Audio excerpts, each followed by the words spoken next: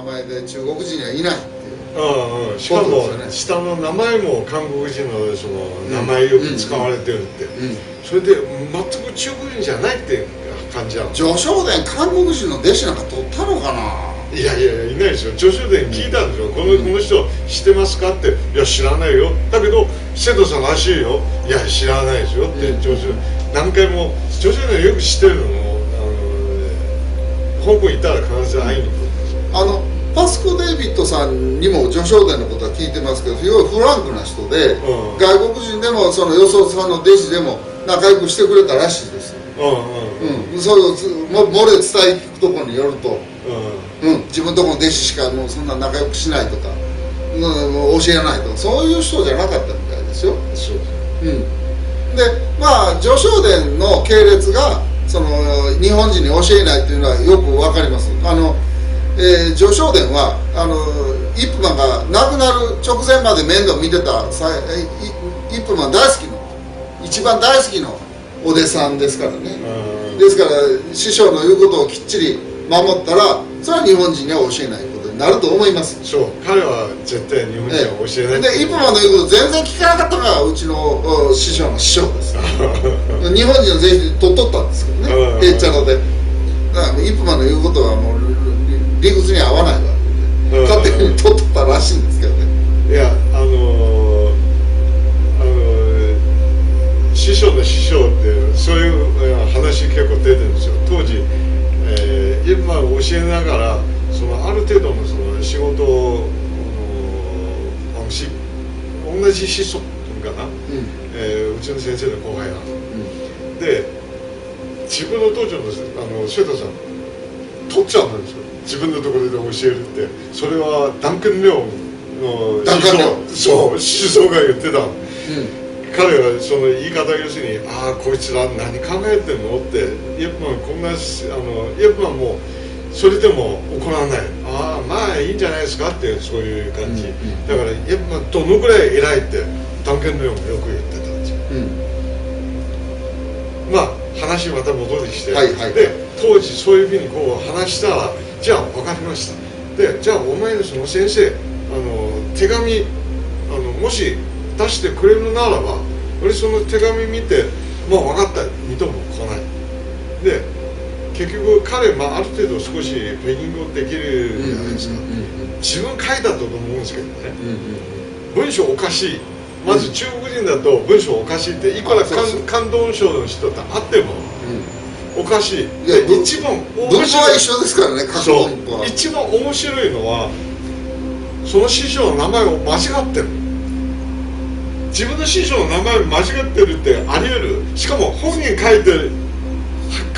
ある手紙だって本人の名前自分が間違ってる。おかしいでしょ。それはおかしいですね。それで俺その当時2ヶ月後確かその手紙くれたんでしょ、それ見たらパッて話にならない。この人の名前漢字は間違ってるって、自分の名前間違うって可能性ありえないでしょ自分が、ね、しかもこれお前書いたんでしょね、書いてて自分の先生の名前も間違ってるってありえない、自分の先生は何をと思ってる。分かった、とりあえず3ヶ月あげるから、お前の団体解散しろ。そうしないと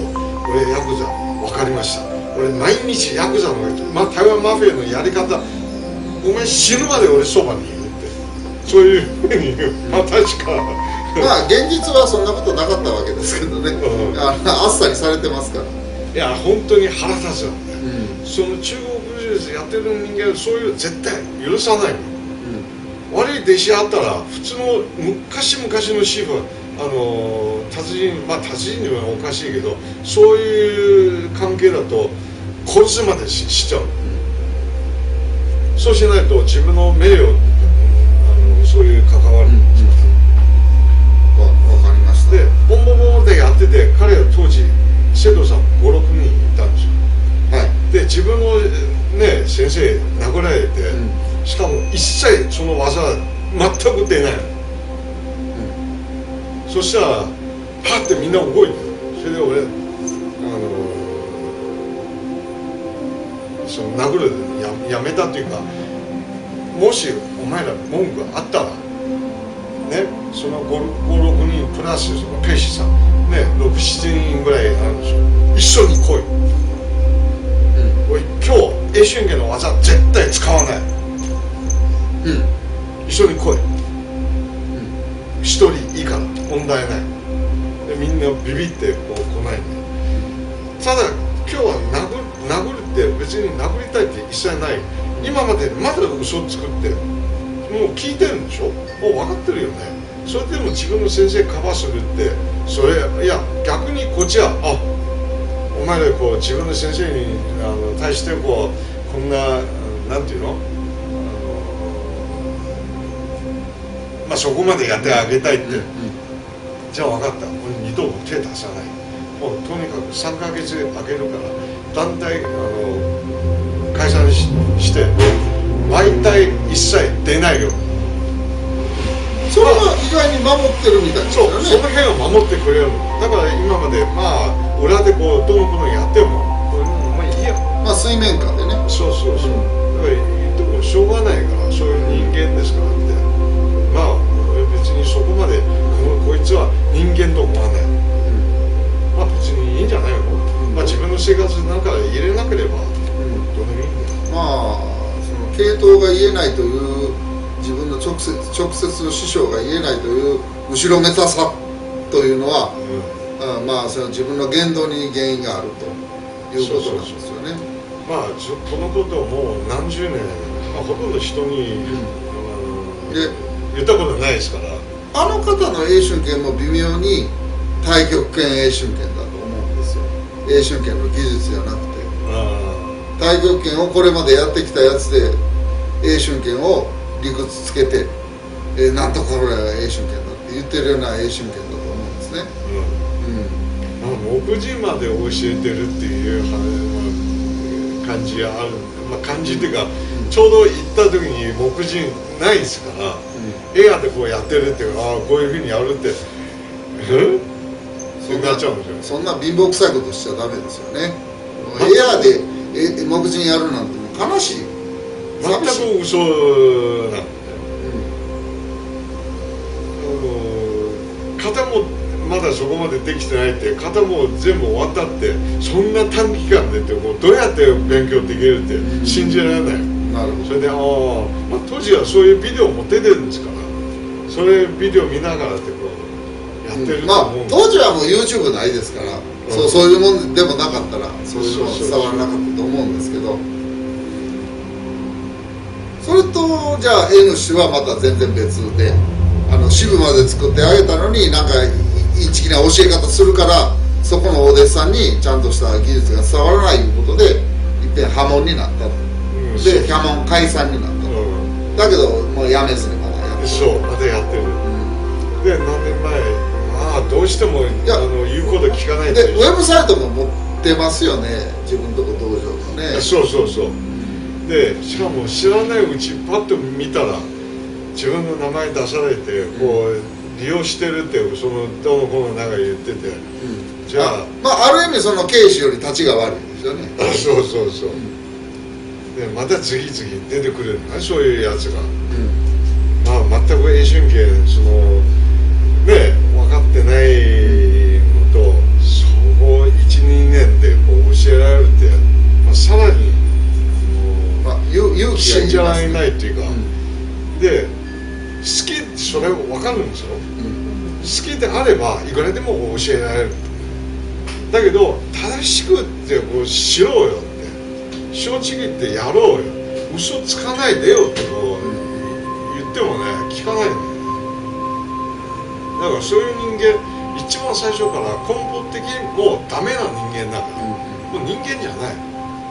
でその1、2年で全く知らない人を騙してこう教えてるって、どういうやつなんて、どういう目的って何知ったいの、本当に英春拳そこまで好きでどうしようもないって、ちゃんと正確にその正しいルートってこう正しい方向でやりなさいよってこう言ってもね聞かないんですよね。だからそういう人はいいものを絶対持ってないんですから、人間の真ん中が違いますから。そうそうそう、中心が心の中の、芯からもう腐ってるから、いいものを持つわけないね、できるわけない。それで技術だけなんかすごくいいことができるというのは論理破綻してると思いますまあ映像で見たらもう何やってるのってこう、情けない。そうすると他の英春圏のそのね人たちに影響悪くなっちゃう、そういう人たちやめてほしい、もう本当にやめてほしい。まだなんていうの、まあ軽いっていうか、まあ丁寧って言ってるような感じ、本当は消えてほしい。まあ現実その法治国家である中でそれを取り締まっていく法的なその根拠がないんですよね。そういうふうなもう勝手に名乗ってやってるやつっていうのを取り締まる方法がないんですよ。それは弁護士とか、そんな医師とかでしたら法律司法とか弁護士法みたいなものでインチキなやつは取り締まれるんですけど、その習い事とか、例えばお茶を花とかですね、勝手に教えてる人もあるんですよね。ほんでも免状は出せないですよね。免状は出せないし、そういうとこの本家の方にも家元の方にも紹介もできない。ただそこで私も習ってたから同じような感じの流儀の生け方はできますよというのは教えられるけど、じゃあ池坊なら池坊の本山行って免状を取ってきてくださいというようなことはできないということになりますよね。英春圏もそれと同じことですよ。そうですよ。はい。そういう池坊の預かり知らぬとこで池坊を教えてる池坊の先生たくさんおられると思います。でもそれはもう止めることはできないです。月謝も取っとる。あれは月謝も取ってお花代とかもいりますから、行けるためのそれなぜか言いますけど、結構お金いるんですよね。で本堂になるとまたそのお月謝をお免状をもらうための免許状っていうのが隠居状いうのがいりますから、隠居料いうの試験料なんていうのがいりますから、結構お金かかる習い事なんですけど、まあ英春圏の場合はそんなにね免状そんなないですから、そんなお金かからないんですけども、そんなんやったらいい先生のお弟子さんになってるんやったらそのままずっとその皇帝となってね、で師匠を支えてみんなそういう正しい技術が広まるというのを助けるというのは良い考え方だと思うんですが、下手に中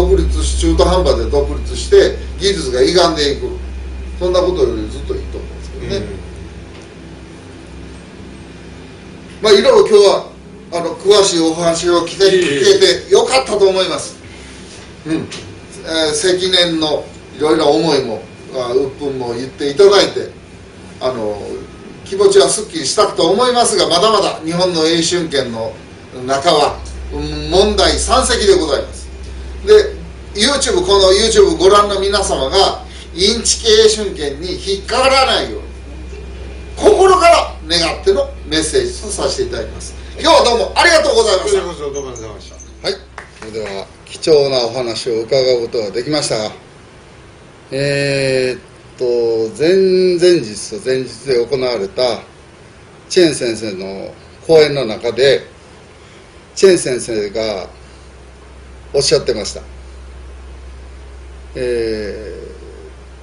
教わる方が教える方が10教えても聞いてる方が5であったり下手したら3であったりしか聞いてなく、あとの5もしくは7っていうものを聞き逃してる場合があるそうです。人間は自分の都合のいいように解釈したり、分からないことをすっ飛ばして解釈しようとしたり、どうしてもこれまでの生活の中で思考パターンっていうのがあって、そういう自分の思考パターンの中で理解しようとするので、そういう齟齬がどうしても起こるんだというようなことをセミナーの中でおっしゃってました。もうまさにそうで、その道を外れる方っていうのはやはりその失われる率が非常に高い、技術がどっかに行く場合が非常に多いですね。でそういう人に限って独立したがっているというのが現状のようです。特に K 氏と N 氏という方お二人が登場してまいりましたが、この方につきましてお二人につきまして私は面識がございませんので、どういう方かも一つ分かっているような分かってないような状態です。チェン先生のおっしゃったのを一方的に聞いたというような感じになります。もし、K 氏もしくは N 氏の方で、反論とかございますんでしたら、ぜひこちらの方に登場してどういうところが間違っているとか言ってもらったらいいと思います。もちろんそういうのは当然、登場していただいて、自分のところの状態はこんな感じなんですよと、一方的な話じゃなくて双方的な話をしていただけたら嬉しいなと思う次第でございます。内容的にはその英春拳の技術のレベルを上げる、教えるレベルを上げるというお話で、私の意図したところと同じところを感じていらっしゃるようですので、非常に良い話ができたなと思います。これからの英春拳の教える指導者の在り方というのを考えていき、英春拳を志す皆さんが平等に質の高い英春拳を学べる世の中というのを構築していきたいというのは私の気持ちであり、チェン先生のお気持ちでもあったということを確認できたことは良い会談だったと思います。はい、これではありがとうございました。